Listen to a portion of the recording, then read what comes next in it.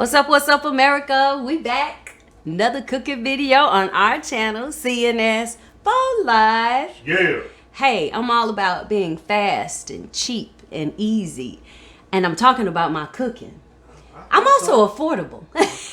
So, most of my videos are going to be based around affordability, easy, quick, for families. And when I was asking y'all to like and subscribe and to comment and all that, because I don't know where the button at, someone actually did. And they put in a request because they wanted me to make my chili.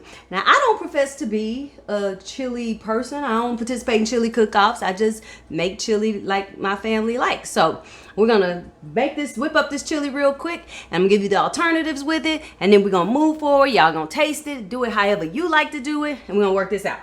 So we're gonna start off with these ingredients from Aldi, who is what? Not paying me. So you can use kidney beans, or you can use black beans. I'm using both of them because sometimes I don't have enough of some kind of bean and I just throw them all together, and that's perfectly okay. You have diced tomatoes with chiles and some onion and green pepper. And I'm using fresh ground turkey and fresh turkey sausage. You can use beef sausage, you can use pork sausage, you can use ground beef, you can use whatever meat you want to use. It's all about what you want to use. And so in this case, we're going to use that. That's not going to change anything about the chili. The seasonings are what changes it. You can go to Aldi and get you this lovely 59-cent pack of chili seasoning if you want to. Sometimes I'd use it, sometimes I don't. But if you don't want to use these because they have additives, you can use ingredients such as chili powder, cumin, paprika, onion powder, seasoned salt, pepper, garlic powder. Hot sauce is always great on everything. And then there's a secret thing that I do because my kids like it, and something about kids and husbands like a little touch of sugar. We're gonna sprinkle it like that. Okay? So let's get started. We're gonna take our ground beef and sizzle it in here. And I use this sausage, although you can buy a sausage. This sweet Italian sausage is really good. And so what I do is I pull it on out the casing, and it cooks up just like regular sausage. It's a wonderful way to use sausage without having to get that squeezed stuff in that tube, because it's fresh and Italian. It's lovely and wonderful, and it's a little sweet. So we're gonna get these in here, get these a sizzling, get them cooked down. Okay, we're gonna get it stirred up a little bit, get it calmed down. Just want to mix up the turkey sausage and the regular turkey. And in the meantime, we're going to go ahead and add quite a few seasonings. Our seasoning salt, our garlic powder, our black pepper. And because it's turkey, I don't really have to put off a lot of the this water and the juice from it, because it really doesn't make a lot of juice. The sausage does. So putting in my cumin. This is a brand new container. Good Lord. All right, we got something going on right now. So putting my cumin, my chili sauce, my paprika. It's starting to smell like chili. You don't even smell it. Onion powder. And while you have the chilies and all that, and you got your onion powder, I still, for posterity's sake, like to use actual onions and peppers. I probably should have did this onion because it's tough. It's all get out. All right. Whew, good Lord. Okay. So, got that. We're going to chop up just a little bit of onion. Maybe half. About half. That looks good for our amount. If you have a larger amount of meat, of course you can make it a little more onion or a little less onion if you don't really care for the taste of onion. I'm doing a rough chop on it because it's all going to cook down. Turn this up just a little bit. And I had this green pepper left over, America, from yesterday. So I use everything. And then you know what else I do?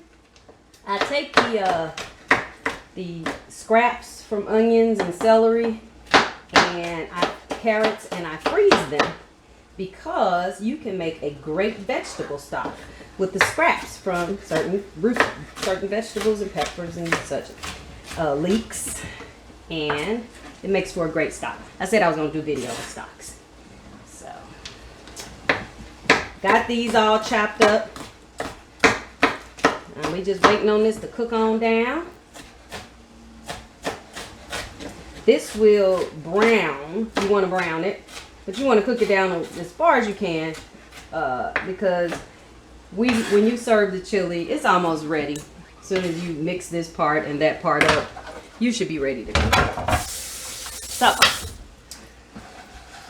we're gonna take our onions and peppers and chili powder and onion powder and all of those seasonings, and get it all mixed in until such time that it is all the way browned, and then we'll come back and start on our pot. Okay, so now we're getting this all nice and brown. A couple things when you're using a sausage, especially a sausage like that, it's important to like really break it up because it can cook up in the chunks. So you got to kind of be mindful of the pieces and making sure they're broken all the way down and making the bigger pieces smaller. And the other thing is, as I state, I season all along the way. So this is just seasoning the meat and flavoring the meat at this point. So you will be using additional seasonings along the way. Now, again, you could put jalapenos in your chili. You can put all sorts of, they got 5 alarm chilies with red pepper and all that. My family really doesn't eat hot, spicy stuff. I'm the only one who does, so. Where'd you learn how to make this chili, man? Does anybody ever teach you how to make chili? I guess if chili is your thing, then yes. But my mother has always taught me how to make the basics of everything. She's a proponent of buying stuff and doctoring it up, which is probably why I'm good at getting stuff from Aldi's. Because we doctor everything up. So, nobody really. I mean, chili is just beans and beef and some spices, isn't it? I would assume.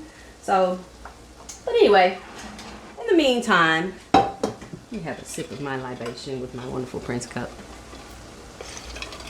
Salud, America. Anyway, you want to know what's in the cup today? What's in the cup?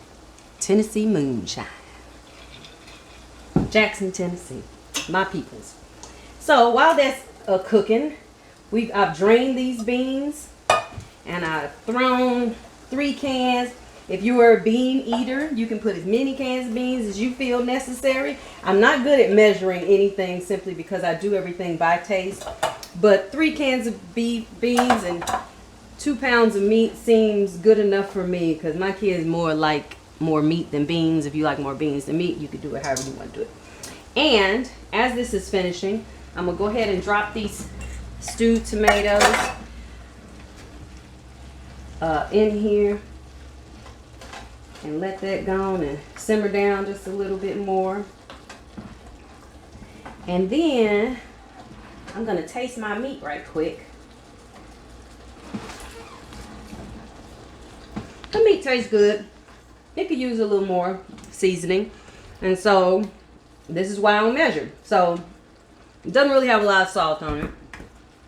It could use a little bit of everything at this point because it's like right now it's tasting lightly like it might be chili if I do some more stuff with it. So add a little more chili powder. And then when I mix it in here for posterity's sake for the children, I will then maybe add a pack of chili mix to more flavor the beans and see how that turns out. My whole life is to see how that turns out kind of situation. I just throw stuff in the pot and see how it turns out. You can't mess it up if you're seasoning low to high. If you just start off dumping a whole bunch of stuff in there, and especially a whole bunch of salt, you're really going to have a problem. I'm going to put my hot sauce, about 3-4 shakes, in the beans. Because I don't want to get the meat spicy. Okay, so mix this up just a little bit more. Well, we need smell-o-vision. You need smell-o-vision? Yeah, they need to be able to smell this. Seasonings all over the stove, though. It's okay. Now, at this point, we're going to drop this in here on top of our beans. We about done, y'all. This just needs to simmer up a little bit more, cook up, add a little more seasoning, and then you got a whole pot of chili. This is how quick and easy this is. Got to give up my wooden spoon, trade it for a real one. So, So tell me, when's the secret ingredient going on? You got, but I'm about to tell you. Well, if I told you, then you wouldn't know. Okay. At this point, for posterity's sake, I'm gonna add some of this here chili mix. Now, notice this hasn't generated a whole lot of water because I'm gonna add 2. Sometimes you want a chili thick, and sometimes you don't. So, once this cooks down just a little bit and the juices cook off from the beans and the rotel, it ain't really rotel, it's Aldi tail. Then we will have a little more juice. You see how it's coming up, babe? Get down in there. You see how the juice is starting to form down there? Yeah. Oh, yeah. Yeah. So you don't want to add no water, nothing. And then you don't want water. It's not soup, it's chili. So, and this is colorful too, baby. I usually don't have colorful chili because it's all usually one bean, but it's looking kind of good to me. Okay, the first thing you want to do before you add your ingredient is to make sure that you are up to seasoning, because once you add a little sugar, it changes the whole dynamic of any dish, because salt and sugar kind of balance each other. So sugar will bring out the other seasonings that you have, as will salt bring out the sugar in it. So it's a delicate balance. So I'm gonna take this chili. Right there. Got a little kick to it too, baby. Got a little kick to it. So what I'm gonna do, I can't measure anything. I'm gonna sprinkle. Come in here so you can see what that is. You notice the juice is coming up? You see the juice? I see it. I see it. Okay? And I'm gonna take a little sprinkle, like so. I'm not loading it up, just a little bit, because all I'm trying to do is wake up the flavor of all the other seasonings that I placed in here. Okay? Wake them up. Set that alarm clock. See them juices coming up? They still coming up. You see it? Okay. Try it again. All right. I don't be eating the beans because I'm keto, but